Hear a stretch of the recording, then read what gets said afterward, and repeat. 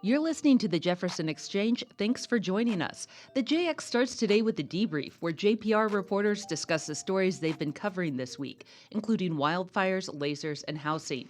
I'm Maria Carter, JPR's news director. I'm Roman Battaglia, science, environment, and politics reporter. I'm Jane Vaughn, housing, homelessness, and education reporter. And I'm Emma J. Nelson, JPR's intern for the summer. And if you're an avid listener, you might not recognize that last name and voice. That's Emma J. Nelson, and she's JPR's Charles Snowden intern this summer. Welcome, Emma J. Thank you for having me. Well, first of all, let's get this off the table. What's the Charles Snowden Program for Excellence in Journalism? Yeah, so Charles Snowden was the longtime editor of the Oregon Journal and the Oregonian, and he was incredibly passionate about ethical journalism. So as we all are, right? Oh, yes, for Yes. sure. Everyone at JPR. But in 1998, a year after he unfortunately passed away, his family set up an endowment for the program through the University of Oregon's School of Journalism and Communications. So now these Snowden interns are sent out across the Pacific Northwest in schools in Oregon and Washington to practice ethical journalism with their boots on the ground in a bunch of different newsrooms. And you're a long line of Snowden interns. We have Roman Battaglia here, who was also a Snowden intern. The first one here The at first JPR. one at JPR. So, Emma J., tell us about yourself. Yeah, so I actually graduated from the University of Oregon back in March. I graduated with a BA in journalism and a minor in creative writing, so writing is essentially all that I do. I was raised up in Tualatin, and I've essentially just been moving down the I-5 for the past 20-ish years, going from Tualatin, go too Eugene, far. Ashland. No, I'll settle here. It's Okay, good. We like okay. Ashland. And I actually just arrived in Ashland early last week, and have been getting to know the terrain on my bike for past couple days. So, what kind of journalism have you been doing up until now? Entirely print. I worked at Eugene Weekly, which is an alt-weekly newspaper in Eugene since October of 2023, and I kind of jumped around in a bunch of different roles while I was there. I did a little bit of whatever I was asked, including appearing on KLCC's On the Record a few times, which I'm pretty sure is why I got sent to JPR for my Snowden internship. That radio experience. That very strong radio experience. But my official titles at Eugene Weekly were calendar editor and reporter. So, not only are you new to JPR, but you're new to radio. How's it going so far? Well, the wildfires threw me into the deep end. I kind of got here the first day to some smoky air and was briefly asked to read a emergency broadcast on the Neal Creek fire on Tuesday, and then have since recorded a spot on the National Weather Service's Medford office and the work it's doing to assist in just the work that fire agencies are doing this wildfire season. So I'm still getting my sea legs or my fire legs. I don't know how that would work, but I'm very excited to be here. Excellent. Well, we're excited to have you here, and you'll hear more from Emma J. over the summer. Roman, this week you took us inside a juvenile detention center where a program using lasers is giving kids a fresh start when they leave prison. I need some more information. Tell me more about lasers, Roman. Yes, we're not blasting the kids into. They're not disintegration rays or shrink rays or something like that. They're tattoo removal lasers. So I went to this tattoo removal session at the Rogue Valley Correctional Facility, and then I followed one person, Landon, an incarcerated youth, as he got his tattoos removed. This laser is really cool. I learned a lot about tattoo laser removal. It basically like matches the same wavelength as the color of the ink, and then the laser is absorbed by that ink, which heats it up really hot and breaks it up really quickly, and then the body can come and kind of remove the ink a lot easier than normally. Normally, if you get a tattoo, it might fade over 30 years, but this just speeds up that process. And so, I talked about this tattoo removal program and its history, and why these youth are getting their tattoos removed. And so, why are they getting their tattoos removed? Yeah, I mean, this program was created back in the 90s. It was sort of a meeting. The Portland Police Bureau and the Oregon Psychiatric Association were figuring out what to do about gangs, which was an issue back then.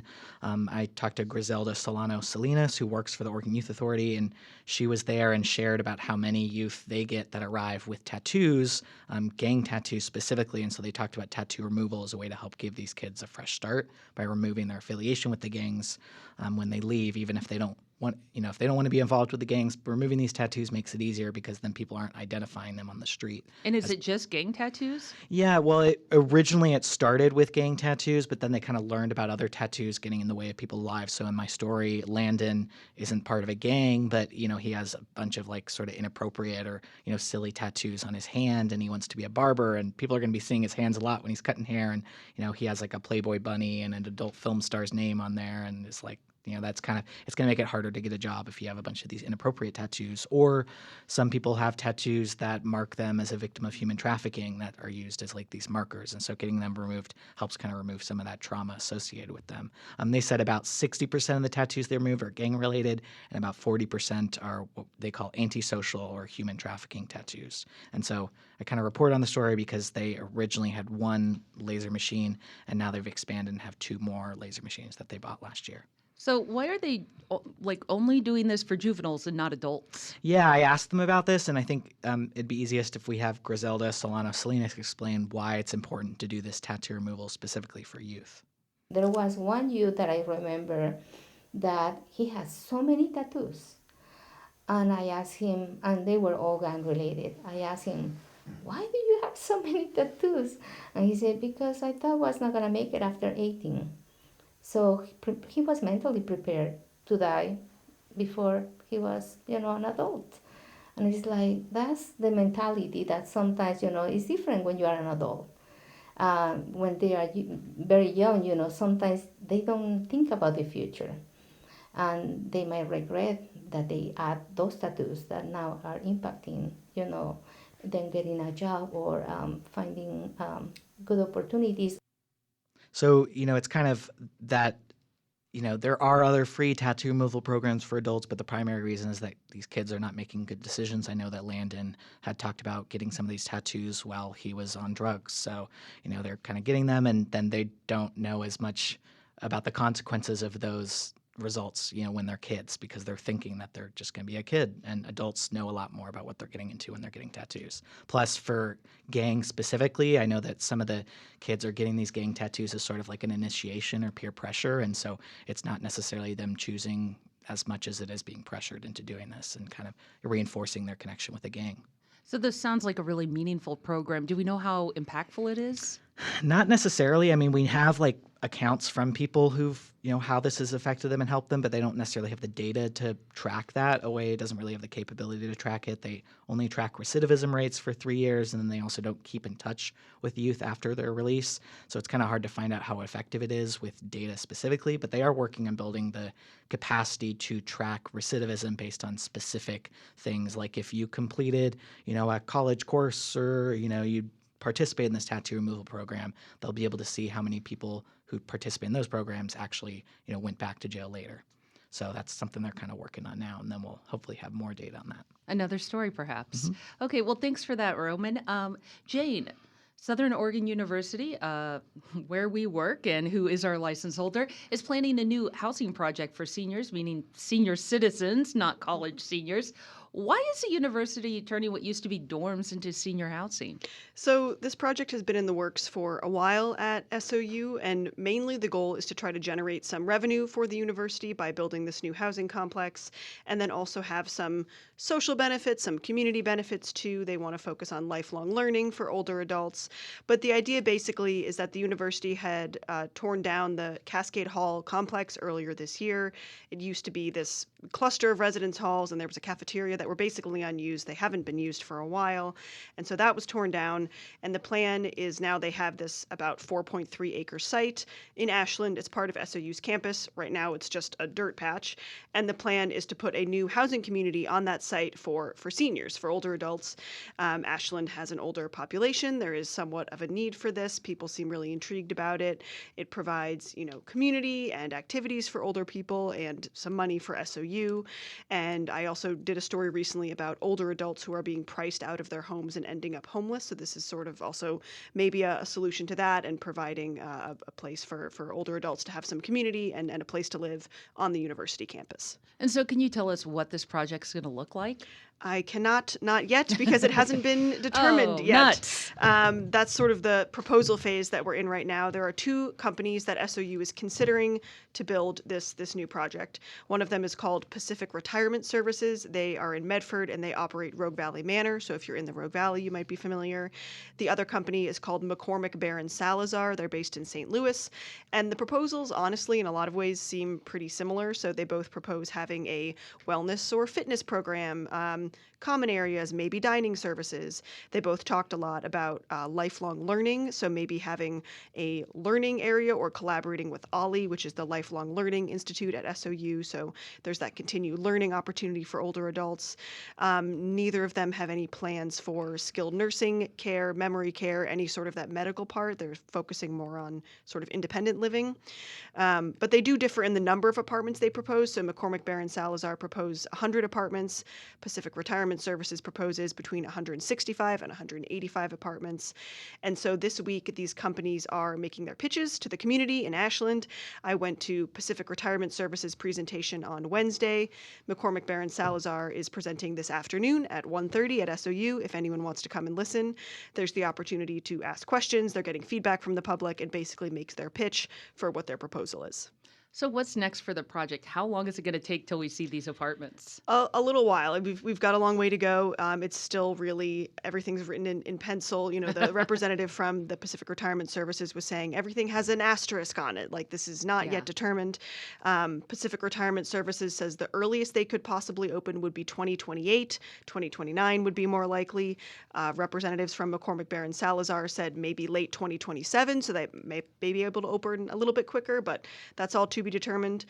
This is interesting. It would be the first senior living community on an Oregon University campus in the state, according to SOU, so that would be interesting to see. But basically, we're waiting for SOU to make a decision between these two options, these two partners. They're scheduled to award the contract sometime this fall, and then they still need to do some financial feasibility studies, figure out the details. There's a lot of discussion that's still happening. When I went to the presentation on Wednesday, some of the older adults in the audience were asking about how much it'll cost, and these people were joking about what the countertops will look like, and they are so far from figuring out those details. So really in the preliminary phase, and then also the goal for the university, as I said, is to raise some money because the university is currently facing a $5 million deficit this year, and so this is one way for SOU to get some more income generated. So project is in the works, but it will take a while. Okay, well, we'll stay tuned there. Roman, you also reported on a decision by the Eureka City Council that will cost them around an extra $1,000 per year. What was this decision? Why were we reporting on $1,000? Yeah, they voted unanimously to stop using Avelo Airlines for city business. And there's two airlines that fly out of the Arcata Airport there, Avelo and United. Avelo currently only flies to Burbank, but they're cheaper than United typically.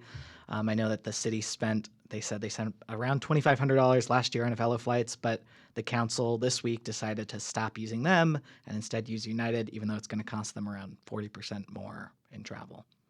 Okay, well, you also reported that there was a local movement to push the council to do this. Yeah, and I think a big part of it is that Avelo is a contractor for ICE, and they signed a contract with the Department of Homeland Security to fly these deportation flights for ICE and transport detainees around the U.S. and around the country.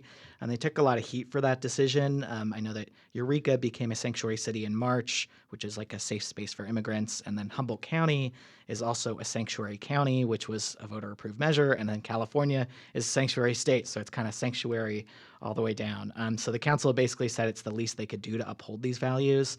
And a lot of this is because this group in Humboldt County has been trying to support a boycott of Avelo entirely. This is sort of like a national campaign to boycott the airline, but obviously the city council decision is only for city business, but people have been trying to get more of the community to stop using this airline. So they've been hanging this banner over the highway that says Avelo flies for ICE, and they've been trying to do this thing. I mean, this is one of the campaigns, is trying to convince the city council, because this is one thing the city can do, even though it's not actually going to be a lot of money for Avelo specifically. It's something the city council can do to kind of encourage, show that they actually mean what they say when they say they're a sanctuary city. So, a lot of people actually came to this meeting to get the council to drop the airline, and, it clearly worked. I mean, the unanimous vote was to drop this airline. But to be clear, there's Avelo's still flying out of the airport. Yes, yeah, they are. Well, that's it for the debrief this week. Thanks for listening, and happy birthday eve to JX producer Charlie Zimmerman. You can reach the newsroom with comments on our coverage and suggestions for things we should cover in the future through our news tip line. That's on our website at ijpr.org. And you can find this program and more at jeffexchange.org or subscribe on Apple, Spotify, or your favorite podcast platform.